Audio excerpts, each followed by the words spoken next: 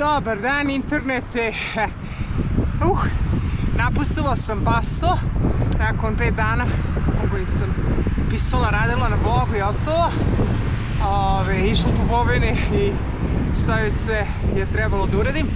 I sad krenula sam, idem prema jezeru Lakoća i sutradan, znači danas ću tamo da noćim, kampujem ako bude moglo i sutradan bi trebalo da stignem do tog mog hosta u planinama kod kojeg ću volontirati.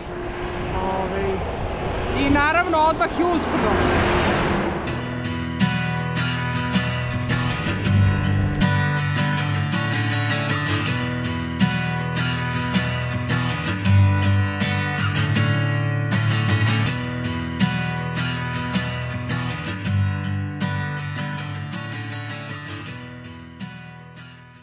Na vrhu, evo me, nije bilo lako. Srela sam jednog cikloputnika iz suprotnog smera, on je iz Španije. Već 2 mjeseca je ovdje, imao samo lepo iskustvo. I ja sam imala jedno lepo iskustvo kad sam stala da se odmorim, odnosno gurala sam i ljudi iz nekih kola stali su i dali mi nešto slatko da tek tako je za energiju. Ovo je pogled sa Vidikovca. Ja ću se spustiti dole i naći neki smeštaj. Kažem, ne vjerujem da ću kampovati pošto je jako hladno, vlažno i pada kiša. Na kraju ipak kampujem pošto ostali su uglavnom zauzeti, a ono što nije zauzeto hoće da mi naplate 50.000 što je skoro 15 evra i ne pada mi napamet da platim to.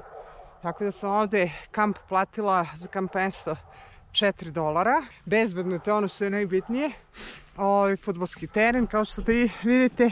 Lep je pogled tamo, samo što sad je magla. Eto. Nastavak, drugi dan. Padala kiša celu noć, jutro spadala, sad je stala. Imam opet uzbrdo, 12 km. Pa onda na izbrdo.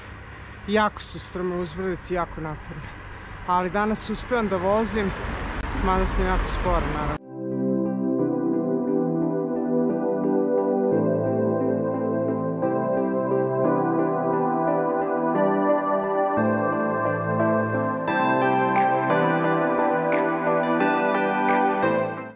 I u mjestu Kolon, sobu sam iznajmila, sutra treba se nađem s ovim ljudima kod kojih ću volontirati. Soba je 25, odnosno, mislim 25 peso za 25.000, što je oko $7. Dobro jutro. Evo još ne sedam, čekam u parku Hektora, mog hosta. On treba dođi sa konjima da natorimo stvari. On će motorom, a ja ću peške gorići. Ovo je Hektor, znači hi Hektor.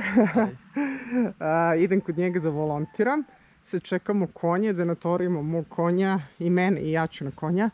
I onda idemo u uzbrdo, ima 2 sata da se jaše. Evo ga, kao moj bicikl natovaren. Evo mog konjića. Ja nemam pojma kako ću ovo da zajašem, ali nekako ću valjda zajekati. Ode bicikl u kuću.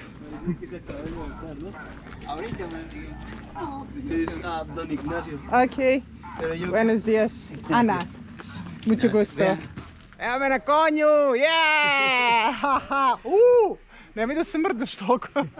Mnogo se on džilita nešto. Idemo. Prvi put na konju. Nekih 12 km, znači oko 2,5-3 sata će biti.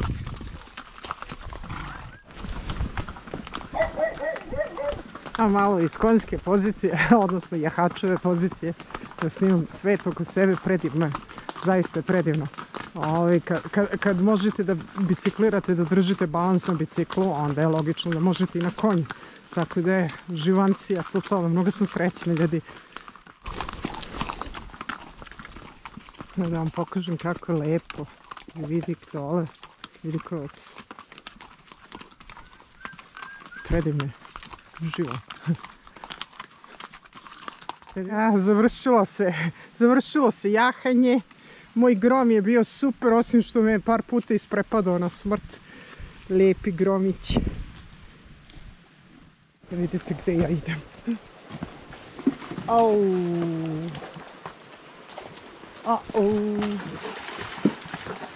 Ah, no. No. Por aquí mira que hay piedra.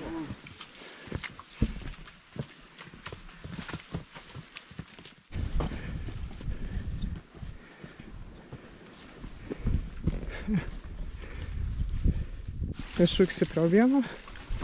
Ja sam jednom pala da overim. Klizavo je sve mokro. Znači, jedini način se napravi kakav takav put da se postave ove gredice. Jer ovdje su kiše svakodnevne.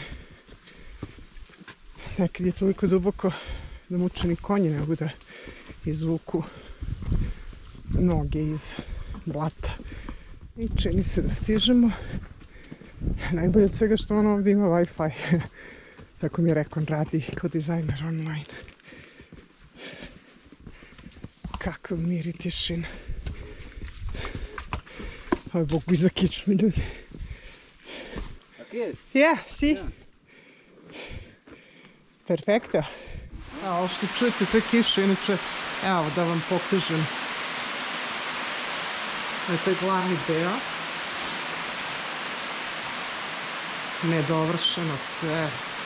Tamo je radna soba domaćina, Hektora. A sve treba da se dovrši.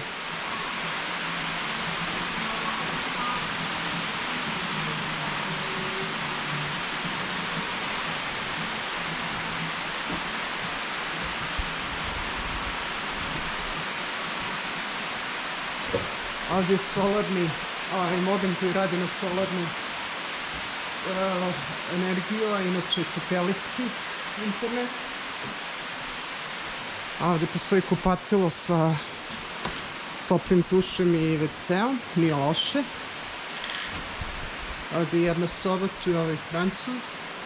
I ovdje je moja soba, sobetina. Isto poludovršeno sve, ovaj džumbus tamo je moj. Hladno je, jezivo je hladno, to je ono što je najveći problem. I sad ako se pitate šta ja radim ovdje, pomažem, znači radim malo u bašti i spremam obroke. Došao je i taj Francuz juče, prekjuče, i on pomaže oko stolarije, oko toga. Inače sam bila sama 4 dana, ili možda 5. I Hektor bi otišao u grad i ne vrati se noću, ne bi se vratio noću i onda sam ostala po ceo dan i celu noć sama. Znači sad zamislite situaciju, u nepoznatoj ste zemlji, čiji jezik ne znate dovoljno dobro, na nekoj planini, na vrhu planine, do koje se stiže nakon 2 sata jahanja konja i 40 minuta pešačenja kroz močvarni teren, gdje vam noge propadaju do kolena i kuda možete da prođete samo onim dubokim čizmama. Ovdje nema struje, odnosno ima samo malo struje kad ima sunca, pošto radi sve na solarne panele. Internet imamo opet kada ima struje, kada ima sunca dovoljno, zato što je internet satelitski, a opet modem se pokreće na solarnu energiju. Nema protočne vode, znači svaki čas se kvari. I onda, znači, ostanete sami, tako negdje žive duše ovdje nema u radijusu od 10 km. Sad, da li se plašim? Ne plašim se. Iako je malo neobičan osjećaj.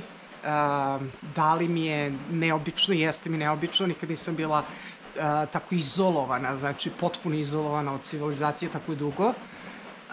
Sad, ja sam još iz pređašnjeg života, još kao od malena, od detinjstva, maštala o tome da živim na planini u nekoj baraci, izolovano od sveta, da sedim, pišem knjige i samo kad dobijem novu knjigu da se vratim među ljude, radi kontakta sa mojim čitocima.